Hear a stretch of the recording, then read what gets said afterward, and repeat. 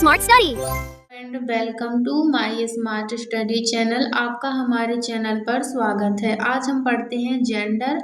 Gender को हिंदी में बोलते हैं लिंग। अब हम जेंडर की परिभाषा देखते हैं कि जेंडर किसे कहते हैं। जेंडर की परिभाषा, डेफिनेशन मतलब होता है परिभाषा। जेंडर की परिभाषा,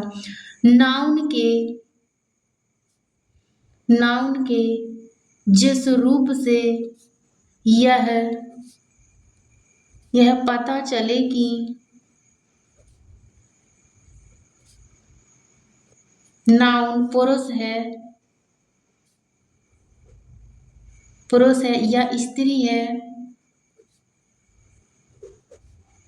या निर्जीव है उसे जेंडर कहते हैं। हमारी जेंडर की परिभाषा। अब काइंड्स ऑफ जेंडर मतलब लिंग के भेद। काइंड मतलब होता है भेद और जेंडर मतलब होता है लिंग, और ऑफ के लिए के लगाते हैं तो काइंड ऑफ जेंडर। अब जेंडर के 4 प्रकार होते हैं, जिसमें से पहला जेंडर का नाम है मैस्कुलिन जेंडर।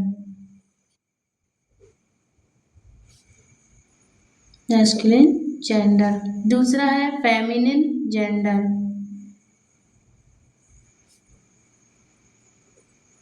तीसरा है हमारा न्यूटन जेंडर, और चौथा हो जाएगा कॉमन जेंडर। अब हम मैस्कुलिन जेंडर की परिभाषा देखते हैं कि मैस्कुलिन जेंडर किसे कहते हैं। मैस्कुलिन जेंडर जिसे हिंदी में बोलते हैं पुल्लिंग।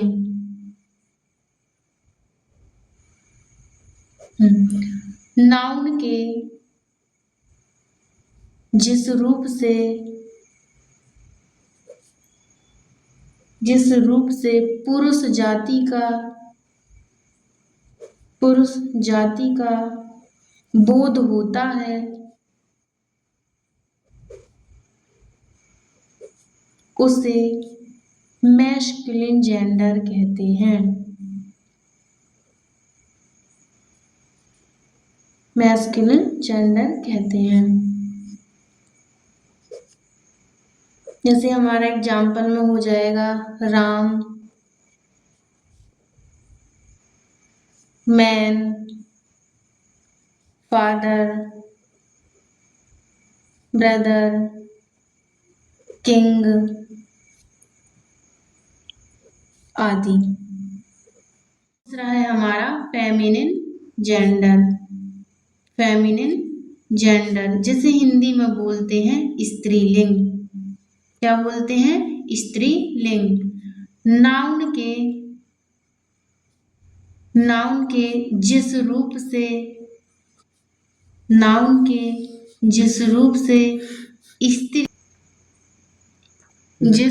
से स्त्री जाति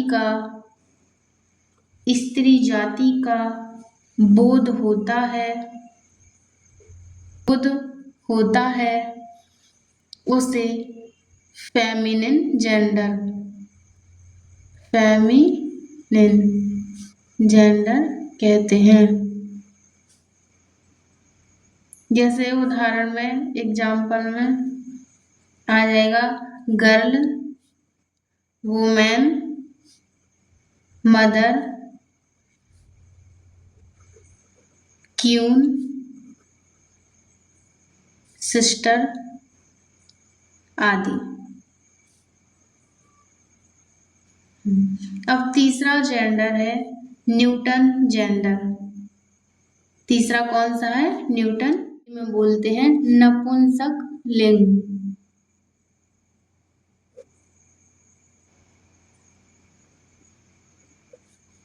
या अलिंग भी बोलते हैं। अलिंग। इसकी डेफिनेशन है नाउन के जिस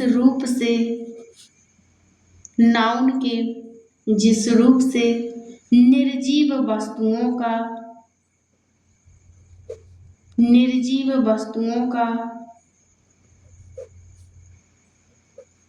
बोध होता है उसे न्यूटन जेंडर